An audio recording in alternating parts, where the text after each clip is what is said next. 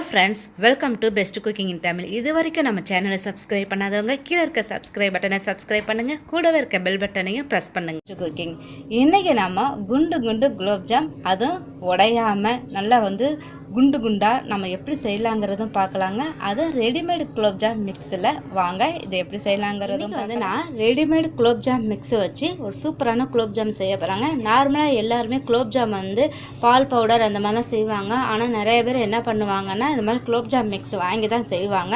அப்படி செஞ்சாலுமே அவங்களுக்கு பர்ஃபெக்டாக வராது.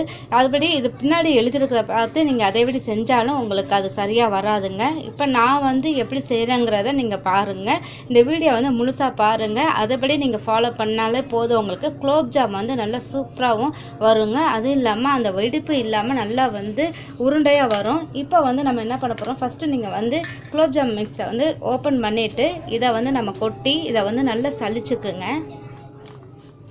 பாருங்கள், இப்போ நம்ம ஃபுல்லாகவே நல்லா சலிச்சுக்கிட்டோங்க. இந்த மாதிரி உங்களுக்கு அடியில் ஃபுல்லாக இருக்கு. ஏன்னா நமக்கு ஏதாவது கட்டிப்பட்டிருக்கும், அதனால தான் இந்த மாதிரி நம்ம சலிச்சு எடுத்துக்கணும். இப்போ இதில் நம்ம என்ன பண்ண போகிறோம்னா கொஞ்சம் போல் பால் எடுத்துக்கோங்க. அதாவது நான் ஒரு சின்ன கிளாஸில் ஒரு கிளாஸ் எடுத்துருக்கேன். நமக்கு ஒரு கிளாஸ்னு தேவைப்படாது. நீங்கள் என்ன பண்ணுறீங்க, ஃபஸ்ட்டு இதை கொஞ்சம் கொஞ்சமாக ஊற்றுங்க. நமக்கு ரெடிமேட் மிக்ஸில் எழுதியிருப்பாங்க தண்ணி ஊற்றி மிக்ஸ் பண்ண சொல்லி. ஆனால் தண்ணி ஊற்றி மிக்ஸ் பண்ணாதீங்க. கொஞ்சம் பால் ஊற்றி லைட்டாக நம்ம மிக்ஸ் பண்ணிக்கணும். அது இல்லாமல் ரொம்ப ஊற்றிடக்கூடாது. அது இல்லாமல் ரொம்ப போட்டு அழுத்தியும் பிணையக்கூடாது. சாஃப்டாக தாங்க உங்களுக்கு பிணையணும். பாருங்கள், இப்போ நம்ம பிணைஞ்சிட்டோம். ரொம்ப போட்டு சப்பாத்தி மாதிரி ரொம்ப போட்டு அழுத்தி பிணையக்கூடாது. கொஞ்சம் சாஃப்டாக தான் பிணையணும். இப்போ இந்த மாதிரி உங்களுக்கு இருக்கணுங்க. இப்போ என்ன பண்ணுறோம், நம்ம இதை ஒரு மூடி போட்டு இதை ஒரு அரை மணி நேரம் அப்படியே கொஞ்சம் மூடி ரெஸ்ட்டில் விட்டுறலாம். இப்போ நம்ம சர்க்கரை பாகு காய்ச்சிக்கலாங்க. இப்போ நான் மாதிரி ஒரு அகலமான ஒரு பாத்திரம் ஒன்று எடுத்துக்கோங்க. இப்போ நமக்கு அந்த நீங்கள் அந்த குலோப்ஜாம் பாக்கெட்டில் 800 ml சர்க்கரை போடணும் அப்படின்னு போட்டிருப்பாங்க. நீங்கள் அவ்வளோ போட தேவையில்லைங்க. அரை கிலோ சுகர் போட்டாலே நமக்கு போதுமானது. இப்போ நான் அரை கிலோ சுகர் ஒரு பவுலில் எடுத்து வச்சுருக்கிறேன். அது இந்த அகலமான பாத்திரத்தில் கொட்டிடலாம். கொட்டிட்டு இப்போ நம்ம என்ன பண்ண போகிறோம்னா இந்த இதில் தண்ணி அளந்து ஊற்றிக்குங்க. அதாவது நம்ம அளந்ததோட கொஞ்சம் கூடுதலாக ஒரு அரை டம்ளர் கூடுதலாகவே நம்ம தண்ணி ஊற்றிக்கலாங்க.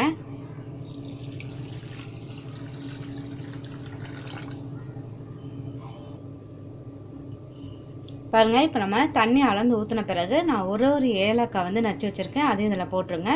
இப்போ இதை நம்ம அடுப்பை ஆன் பண்ணிவிட்டு நல்ல லோ ஃப்ளேம்லேயே வச்சிடலாம். இப்போ அடுப்பை ஆன் பண்ணி நம்ம பாக வச்சுட்டாங்க. நல்ல லோ ஃப்ளேம்லேயே வச்சுருங்க. ஏன்னா நம்ம உருண்டைகள்லாம் உருட்டி வர்றதுக்கு நமக்கு கரெக்டாக இருக்கும். பாகும் நல்லா நமக்கு சர்க்கரை இல்லாமல் காய்ஞ்சி நமக்கு பாகு பதத்துக்கு வந்துடும். அதுக்காக ரொம்ப ஹை ஃப்ளேமில் வச்சிங்கன்னா ரொம்ப கெட்டியாக வந்துடுங்க. அதனால் லோ ஃப்ளேமில் வைங்க. இது ரொம்ப கெட்டியாக நமக்கு கம்பி பதம் அந்த மாதிரிலாம் வரக்கூடாது. சர்க்கரையை கலைஞ்சி நமக்கு ஒரு 5 நிமிஷம் இது கொதிச்சாலே போதும். பாருங்க, இப்போ நமக்கு நல்லாவே ஊறிடுச்சு. இதை நம்ம ஓப்பன் பண்ணிடலாங்க. இதை உருண்டை உருட்டுறதுக்கு முன்னாடி நீங்கள் என்ன பண்ணுறீங்கன்னா கையில் கொஞ்சம் போல் ஆயில் எடுத்துக்கோங்க. எடுத்துகிட்டு இதை கையில் 2 கையிலுமே நல்லா அப்ளை பண்ணிடுங்க. அப்ளை பண்ணிவிட்டு இது சின்ன உருண்டையாக நம்ம எடுத்துக்கலாம். நீங்கள் சின்ன உருண்டையாக எடுத்திங்கன்னா உங்களுக்கு இது 50 பீஸ் வரைக்கும் நம்ம போடலாங்க. கொஞ்சம் நம்ம பெரிய உருண்டையாக எடுத்திங்கன்னா ஒரு 30 நம்ம போடலாம். அதனால் நான் சின்னமாக போடுறேங்க. ஏன்னா அப்போ தான் ரொம்பவும் நல்லாயிருக்கும். குழந்தைகளுக்கும் அது சாப்பிட்றதுக்கு ரொம்ப பிடிக்கும். அது இல்லாமல் சீக்கிரமாக நமக்கு ஊறிடுங்க. பெருசாக போட்டிங்கன்னா உங்களுக்கு மேலே ஊறிடும், உள்ளே கொஞ்சம் மாவு மாதிரியே இருக்கும். அதனால தான் அது மாதிரி நீங்கள் என்ன பண்ணுறீங்க, உருட்டும் போது போட்டு ரொம்ப அழுத்தி தேய்க்கக்கூடாது. மெதுவாக லேசாக அது மாதிரி உள்ளங்கை வச்சு லைட்டாக இப்படி பண்ணுங்கள். வெடிப்பு வரக்கூடாது. அந்த உங்களுக்கு அந்த வீரல் அந்த மாதிரி கோடு மாதிரி இப்படி வந்துருச்சுன்னா உங்களுக்கு எண்ணெயில் பொரிக்கும் போது என்ன ஆகும்னா அது விரிஞ்சிரும். அதனால் நீங்கள் லைட்டாக இப்படி வீரல் விடாமல் பண்ணுங்கள். அதுக்காக தான் நம்ம அரை மணி நேரத்துக்கு அது நம்ம ஊற வைக்கிறது. ஊறிடுச்சுன்னா உங்களுக்கு நல்லா உருட்டிக்கிட்டு இந்த மாதிரி வந்துடும். இப்போ இது மாதிரி நம்ம எடுத்து வச்சுக்கலாங்க. மாவு வச்சு நம்ம உருண்டைகள்லாம் உருட்டி எடுத்துட்டாங்க. நான் சின்ன உருண்டை பெரிய உருண்டை ரெண்டுமே மாற்றி உருட்டி வச்சுருக்கேன். அதனால் எனக்கு ஒரு 40 பீஸ் வந்திருக்கு. நீங்கள் கொஞ்சம் சின்னமாகவே உருட்டினாலே ஒரு 50லேருந்து 60 பீஸ் வரைக்கும் வரும். அடுப்பை ஆன் பண்ணி நம்ம பொரிக்க தேவையான அளவுக்கு எண்ணெய் ஊற்றிருக்கோங்க. எண்ணெய் ரொம்ப ஹீட் ஆகக்கூடாது. மிதமான ஹீட்டில் தான் நம்ம இதை போட்டு பொரிச்சு எடுக்கணும். இல்லாட்டினா மேலே உங்களுக்கு கலர் வந்துடும், உள்ளே வேகாது. அதனால் ரொம்ப ஹீட் ஆகாமல் பார்த்துக்குங்க. இதில் அதே மாதிரி அதிகமாக போட்டுறாதீங்க. ஒரு 10 உருண்டைகளை போட்டு ஃபஸ்ட்டு நம்ம பொரிச்சு எடுத்துக்கலாம். பாருங்கள், இப்போ நமக்கு 2 சைடுமே நல்லா கோல்டன் கலர் வரணும். கொஞ்சம் வெள்ளையாக எடுத்துட்டிங்கன்னா இது உங்களுக்கு பாகில் ஊறும் போது நல்லா பெருசாகி வரும். அது ரொம்ப வெள்ளையாக இருக்கும். அதனால் கொஞ்சம் கலர் திக்னஸாக இருக்கணும். இந்த மாதிரி உங்களுக்கு கலர் வந்தால் தான் நம்ம எடுக்கணுங்க. பாருங்கள் இப்போ நமக்கு வந்து நல்லா வந்து ப்ரௌன் கலரில் வந்துருச்சு பாருங்கள். இந்த மாதிரி வந்த பிறகு தான் நம்ம எடுக்கணும். இதை எடுத்து நம்ம என்ன பண்ணணும், ஒரு அகலமான ஒரு பாத்திரத்தில் போடணுங்க.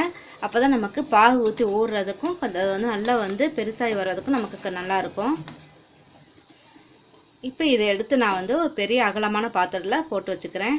இப்போ நம்ம பாகுலாம் ஊற்றி முடிச்சிட்டோம். இதை என்ன பண்ணுறீங்கன்னா மூடி போட்டு மூடிட்டு இது ஒரு 3 மணி நேரம் வச்சுருங்க. அதுக்கப்புறம் தான் உங்களுக்கு வந்து நல்லாவே பெருசாகி வரும்.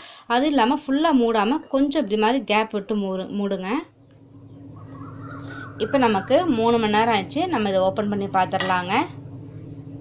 சூப்பரான ஒரு சுவையான குலோப்ஜாம் நமக்கு ரெடி ஆகிடுச்சு பாருங்கள். சுகர் சிரப்பில் நல்லாவே இது வந்து ஊறி நல்லா வந்து பஃபியாக இருக்குது பார்த்தீங்களா. இந்த மாதிரி உங்களுக்கு ஆயிரும். அது இல்லாமல் நீங்கள் அதிகமாக வந்து சுகர் சிரப் செஞ்சீங்கன்னா உங்களுக்கு வேஸ்ட்டாக தான் போயிருங்க. ஒரு பாக்கெட்டுக்கு வந்து 500 கிராம் வந்து சுகர் மட்டும் போட்டாலே உங்களுக்கு போதுமானது. ஒரு அருமையான குண்டு குலோப்ஜாம் ரெடி ஆயிடுச்சுங்க. கண்டிப்பாக நீங்கள் ட்ரை பண்ணி பாருங்கள். உங்களுக்கு பிடிச்சிருந்தா லைக் பண்ணுங்கள், ஷேர் பண்ணுங்கள், மறக்காமல் சப்ஸ்கிரைப் பண்ணுங்கள். Thank you viewers.